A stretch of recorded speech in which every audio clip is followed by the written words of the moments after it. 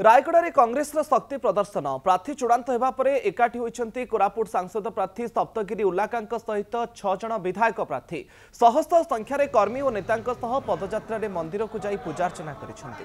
प्रथमे जगन्नाथ मंदिर में दर्शन करने पर रायगड़ार अधिष्ठात्री देवी माँ मझीघरियाणी मंदिर में पहुंची आशीर्वाद नहीं। पदयात्रा एआईसीसी सभ्या रत्नमणि उल्लाका, पीसी साधारण संपादक दुर्गा प्रसाद पंडा, संपादक सीमांचल उल्लाका, पूजा उल्लाका प्रमुख सामिल होते।